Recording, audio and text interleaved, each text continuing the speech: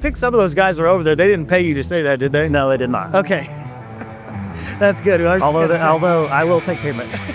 Yeah, I'm not above that. This is Beyond the Moon, a Ditch Witch podcast where we dig deep into news, job site stories, Ditch Witch culture, and all the other dirt that makes up the industry. Hey, everybody. Welcome back to a very special episode of Beyond the Moon, a Ditch Witch podcast. I'm your host, Sean Hubbard.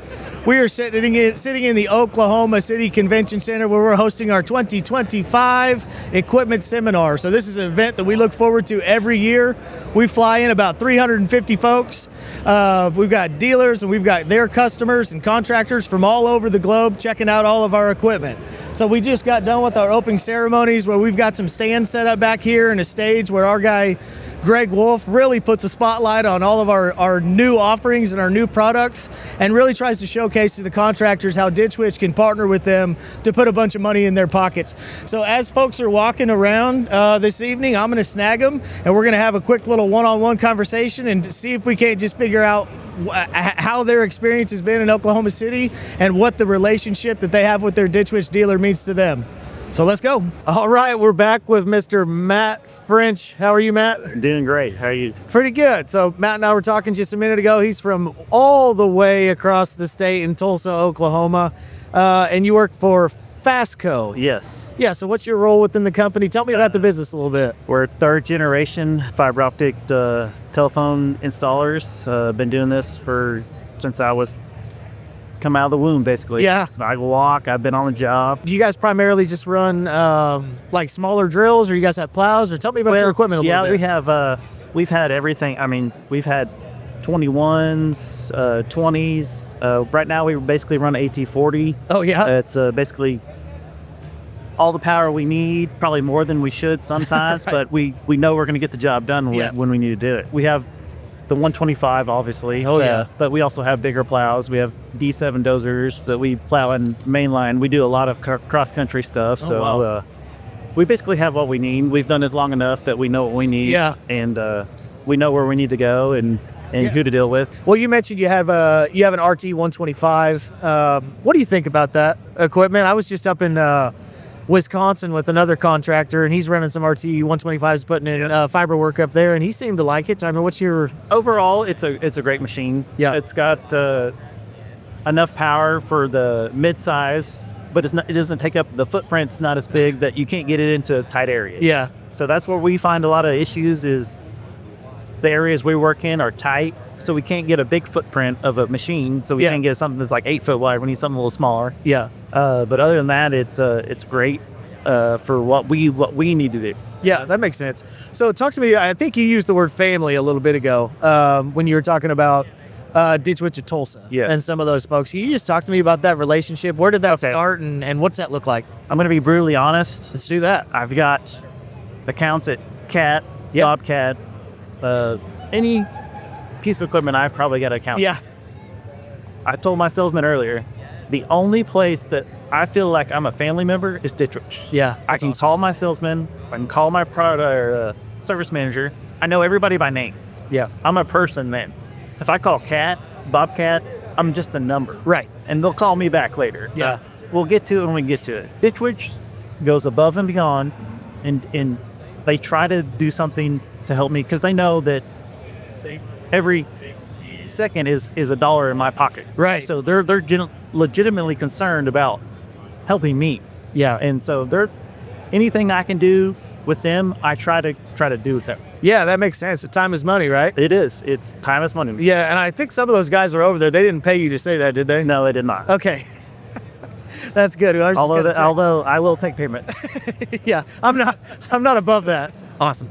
Matt, well, I appreciate you hopping on. I hope you enjoy the rest of your time here. All right, we're back with my guy, Andrew Smith, out of Grove, Oklahoma area. He's with United Underground. How are you, sir? Good. How are you? Pretty good. Thanks for hopping on with us. So you mentioned when we were talking before the camera turned on a little bit that you're from the Grove area. And I went, oh, my gosh, my parents are in Grove. Yes, sir. So that's on Grand Lake. And if you just kind of go and walk around the lake, there is rocks and stone and brutal terrain to deal with. So what do you guys do I always tell area. everybody that if you can work in Northeast Oklahoma and do utility construction, you can work anywhere. Yeah. Just because of the ground. No, it's pretty tough. It's just you're always in some sort of cobble, and then you're gonna be in solid rock. You know, a lot of the majority. So it's you just got to figure out a way to get through it. And obviously got to have good equipment. So that's what we're hoping to talk to you about today. So what equipment do you run, and what do you guys do up there in Northeast Oklahoma? We do a lot of the fiber to the home work. Okay. We do some off waterline bores for some of the rural water districts. It's a pretty rural area where we live, or where we work. So we try to just diversify. Yeah. In a lot of things, but equipment wise, some of our big ditch witch stuff is, we have 410 SXs, and then our big vibratory plow, and that's been a game changer for us. Those kind of plows in our conditions, struggling. Yeah, well, that's what I was thinking. I was like, you can't use a plow over there. They have always, since I've started this, and before I even started my own company and was working for other people, running vibratory plows in Northeast Oklahoma is just it's going to be a challenge no matter what you do. So it's important to have something that was dependable and operates well. And we kind of, over the last 2 years, I think we've really focused on the vibratory plows from Ditch Witch. Okay. And it's been a night and day difference for us. So what kind of led you to that? Knowing that it's not great ground conditions for a vibratory plow, like what was the last hurdle you had to get over to make the decision to go ahead and get a VP from Ditch Witch? Well, we had some. Oh, okay. And they just having problems with them. Yep. The service and just the quality of the machine just wasn't there. Right. And it's to be successful and be competitive in those markets, you've got to be able to plow just for production. Right. And if you're trying to dig all that or even drill it all, you're just not going to make it. Yeah. So we gave the bigger Ditch Witch plow a go about a year and a half ago, and it's been a game changer. Yes. It's done what it's advertised, and that's been a big deal for us. And then on the back end, the support from the local dealership's been very good. So with that bigger machine, is it just allow you to be more productive, or is it just more reliable, or what is it about that machine that you like? Well, a lot of the reliability has just been, in our line of work, you're going to have breakdowns. Right. It's just life. But with that machine, they've been very few.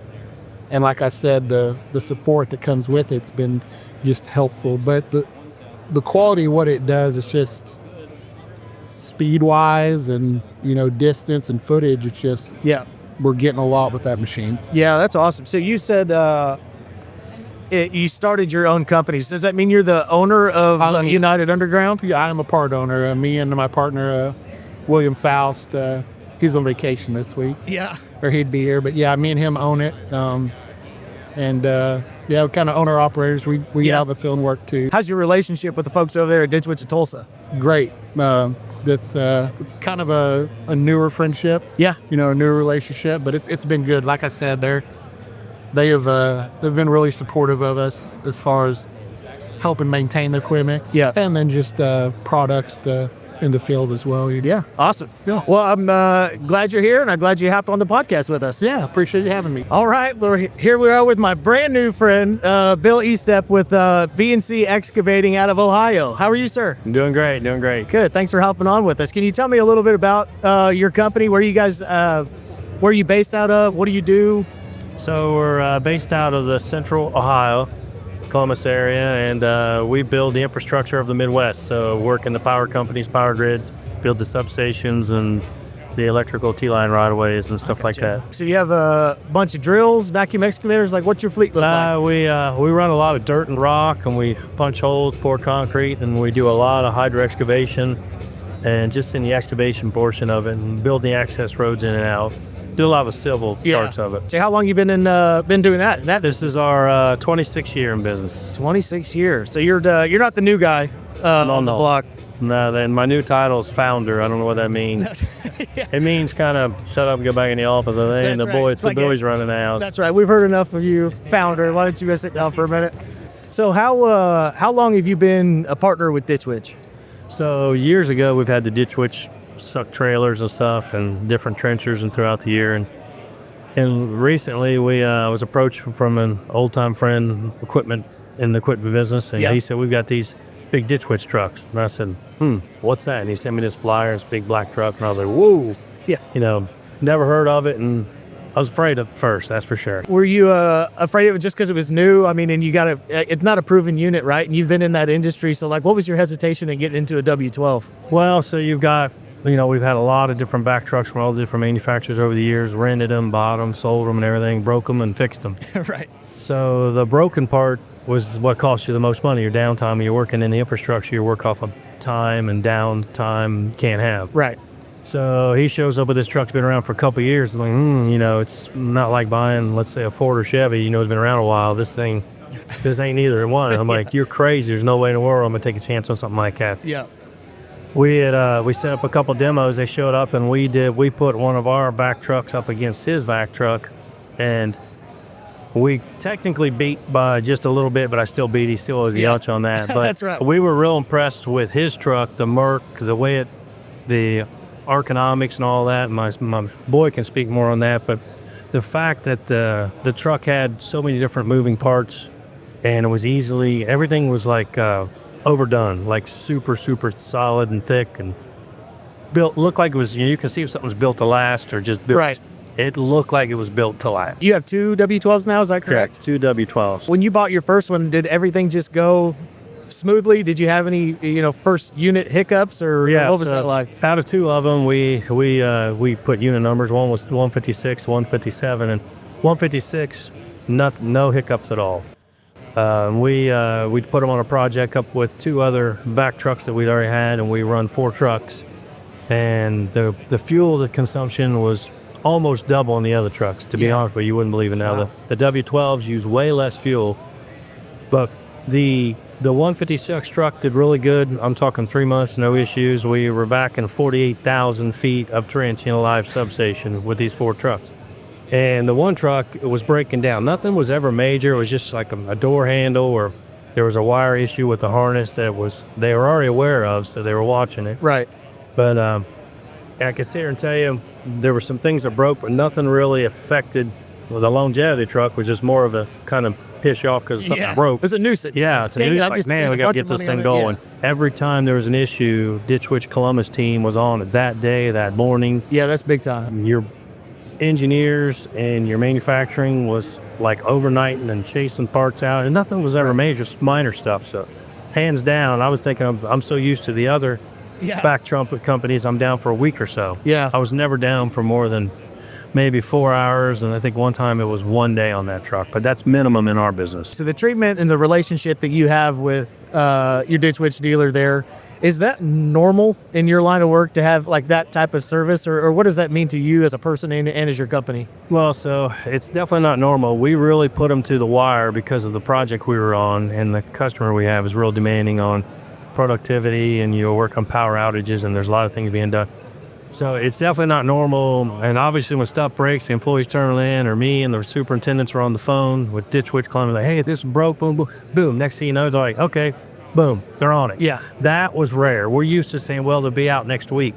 And then when they do come out, they can't get the parts. Yeah. That's where I thought we were headed. Yeah. So I was already kind of ticked off on the front end.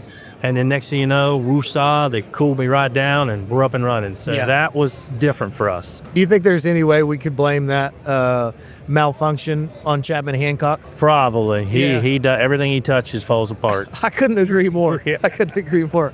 Hey, well, Bill, I appreciate you spending a few minutes with us. I know there's a lot going on behind us, so I'm going to leave you to it, but I appreciate your time. All right, thank you. Appreciate it. All right, so we're back at it. We've got Ben Estep here. We just talked to his dad, Bill. So yeah, I was talking to your dad, who's the founder of the company, a little bit more hands-off, sounds like, on the equipment, but he did mention that you are a little bit more of an operator or an expert with the equipment. So he mentioned that you had 2 W12s, so I just wanted to get your reaction. What do you think of it? Are you able to do any different type of work that you couldn't do beforehand, or just give me a reaction to the W12? Both of them are amazing trucks. The way they set up in the morning, the way they shut down in the afternoon, the way you guys have thought of all the little minuscule things to make things go by quicker at the end of the day is a lot of help. And then just the way they operate, they're super easy to train. A new guy or Yeah. even an experienced guy with another brand of hydrovac is super easy to just train them within 30, 40 minutes and they know what they're doing. Yeah, no, that's awesome. So I was the first time we took one of those trucks to a trade show, I think it was CGA down in Orlando, Florida, and we had a demo, and they fired it up, and it was actually Chapman Hancock, ironically enough, who was digging a hole and then vacuuming it out, and he just kind of walked back to the cab, and I was like, oh crap, it didn't work. And then I walked over there, and that thing was like 3.5 feet deep, and it was a machine. I mean, it's just wild how effective that is. Oh yeah. Yeah, they're nice. That's for sure. Is there a particular feature about the W12 that really stands out to you as this thing's awesome? Or is it just kind of the whole package of uptime and stuff that your dad was talking about? It's definitely the whole package to me. I mean, there's a few things such as like the height of the machine itself is much lower than all other machines or hydrovacs I've been in. The sound, the loudness of it is extremely quiet. Yeah. Super safe to work in live atmospheres and around things that could hurt and harm people, and be able to hear each other is the key. Yeah. So it's awesome, man. I appreciate you hopping on with us today and give me a little feedback about the W12. I hope you have an awesome visit at the Ditch Witch factory tomorrow. Thank you very much. I appreciate I'm you. excited. Thank you. All right, so that's a wrap for us from Oklahoma City. I hope you enjoyed that episode. We got to talk with several contractors and get a little bit of insight into how they make their money and what their partnership with Ditch Witch looks like. But as you can see, there's plenty going on, and I've got a Crescent Moon Ditch Witch beer that I need to drink. So we'll catch y'all next time. Thanks. Well, that's it for this week's episode of Beyond the Moon. Be sure to subscribe to this podcast on your favorite platform and follow us on social media @DitchWitch.